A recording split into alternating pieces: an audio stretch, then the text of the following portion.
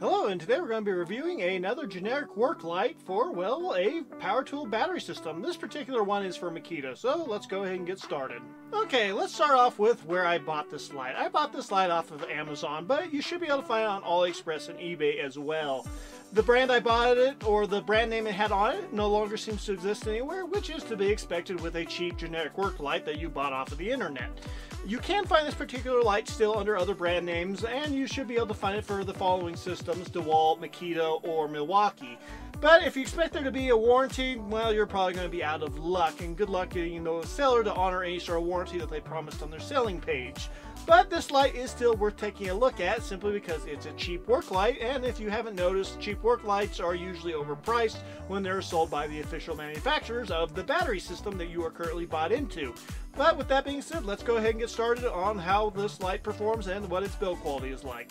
Okay, first off we have the battery slot. Now the battery slot on this particular light is actually fairly well designed. The official Makita battery fits in nice and securely and snugly, and I really didn't notice any wiggling or jiggling. As a matter of fact, I think the connection is, well, actually superior than on several of my official Makita tools. So quite frankly, the battery slot gets a pass, at least when it comes to an official Makita battery.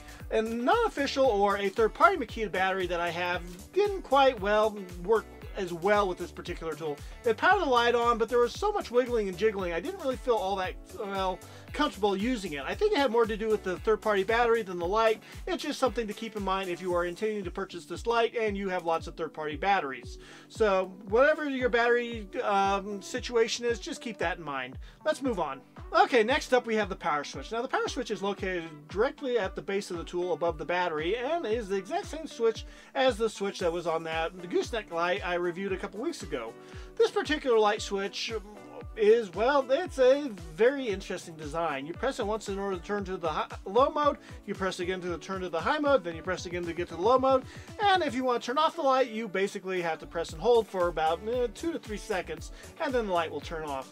Overall, it's a decent design, but I still personally prefer a cycle-through switch where you press it once to turn the light on, you press it again to turn to the high mode, and then you press again to turn the light off.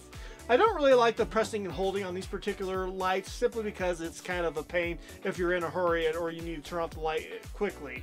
So at the end of the day, I personally would prefer, well, a cycle-through switch, but this does get the job done. I don't have any complaints about the overall operation. It's easy to work with as long as you just press the light bulb icon, since that's right where the switch is located, and it will get the job done. So yeah, let's move on. Okay, next up we have the plastic hanging hook. Now this particular plastic hanging hook is, well, it's something. I'm not a big fan of its location. I'm not a big fan of how it's placed on the tool, and I just don't think it actually does all that great of a job of, well, hanging the light. It's one of those plastic hooks that will bend until it doesn't bend anymore, and by that I mean it'll break cleanly in half, or the end will break off or something. Or if you're working in an especially cold environment, it won't bend at all, it'll just break. So just keep in mind that the hanging hook really isn't going to be a buying point on this particular light. It's going to be more of a, well, that's sort of interesting that they include it, but I'll never really end up using it, sort of a feature on this particular tool. I really would have preferred to have seen a metal hanging hook, but considering the price point, that would have been a little bit too optimistic. Moving on. Okay, let's move on to the socket. Now the socket on this particular tool is made out of metal, and it does a fairly good job at, well, holding the bulb in securely. I will say, however, I'm not a huge fan of, well, the way they chose to attach the socket to the tool. They chose to attach it with a, well, fairly thin connector, which is going to be prone to breaking if you drop this tool from any sort of a height, say over 3 feet, onto a hard surface when you have a large battery inserted into the light. So quite frankly, I don't give the overall survivability of being dropped a very high rating because of just how the socket has been designed on this particular light.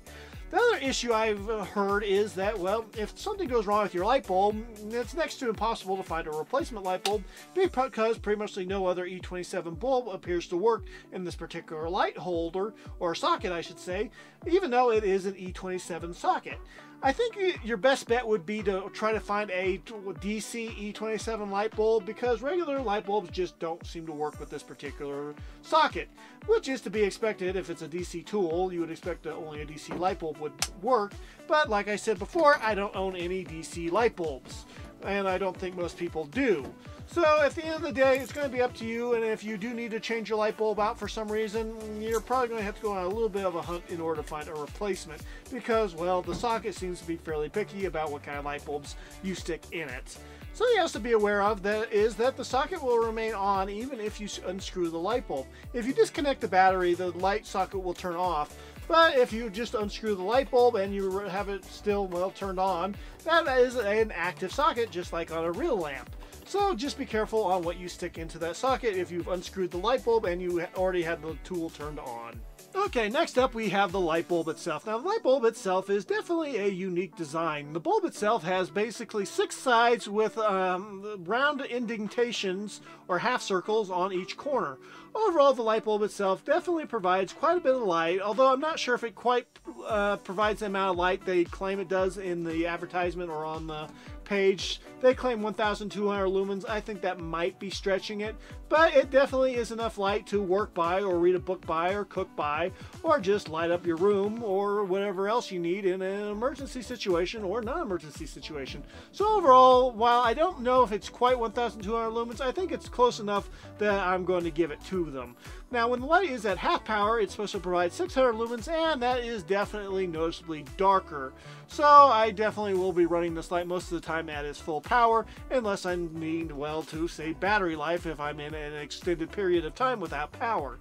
Overall, the light bulb itself is definitely in the same socket configuration as an E27, but I would say if you are looking to replace the bulb, you're going to need to find a 12-volt E27 or a DC E27, and that will be your best bet. Also, the light is definitely not waterproof, so I would not use it in any sort of situation where it might be exposed to rain, snow, or dripping water, because, well, quite frankly, there's a good chance it will short circuit your light and your battery and possibly yourself. Without a battery, it weighs 176 grams, which is about 0.4 pounds. And with a 3 amp hour battery, it weighs 787 grams, which is about 1.7 pounds. Okay, now for the pros and cons. First up, we have 18 volt. 18 volt means that you'll be able to use your LXT Makita batteries with this particular light, and you'll be able to adapt batteries over from a different brand via third-party adapter. Of course, you do that at your own risk. And next up we have price. Now the price of this particular light is about $20, and I think that's actually a fairly decent price considering the amount of light output coming off of this light, and the amount of situations where it could be incredibly useful. So in my opinion, this is a pro. And next up we have output. The amount of lumens this light is putting out is definitely superior than Makita's cheapest work light, and the color of the light is also superior to Makita's cheapest work light, but that last part is just my own personal opinion. Overall, the output is definitely a pro in my opinion. 2 modes. Having 2 modes means that, well, you'll have the option between, well, a longer runtime or more light, and you won't have to cycle through all those extra annoying modes that you never use, like SOS or strobe. You know, those modes that will either make you think the light's off when it's not off, or will give you a migraine or possibly a seizure. So as far as I'm concerned, 2 modes is definitely a pro. And the first meh is the hook. I'm glad they included a hook, but it's kind of a crappy hook. It's really not all that useful, and using it is just kind of a pain, and there's not going to be very many things you can use it for. So in my opinion, it's just kind of a meh. And the first con is durability, question mark. I'm not really sure just how durable this will actually be. I'm a little bit reluctant to test in any sort of a drop test because, quite frankly, I hate wasting money, and this is something I find useful. So at the end of the day, I think the durability is going to be somewhere on the line of you should probably baby it a little bit and not be too rough with it, and probably don't throw it in a duffel bag full of tools, and definitely don't drop it with a battery attached, and I think you'll be fine then. Or at least I hope you will be. And last but not least, we have, you think it has a warranty? Yeah, pretty much what I just said. You might be able to get the seller to honor it if there's something wrong with it immediately, but if you're thinking that you're going to get one of these and it's going to have a 2 or 3 year warranty, you're sadly mistaken. Test it out, make sure it works within the first couple of days, and if there is anything wrong with it, send it back immediately.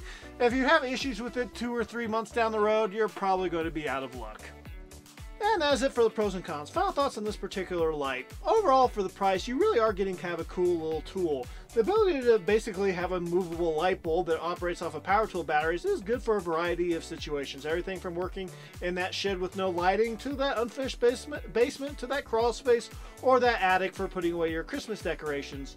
Overall, it can be useful in a variety of different situations, and quite frankly, I'm perfectly satisfied with how well it works. I don't think it's going to be a very durable tool, so I would definitely be careful with it. But as long as you're being careful with it, I don't really see any major shortcomings other than the fact that it has that crappy little hook. But it still is somewhat useful in some circumstances. I just wouldn't trust it 100%. But with that being said, I think most of its shortcomings are more than made up for by the positives and the light output. So quite frankly, this light does come recommended as long as you know what you're getting into and you are aware that this is not an official Makita, not an official Dewalt, or not an official Milwaukee light. So yeah, with that being said, this video is now complete and we'll see you next time. God bless.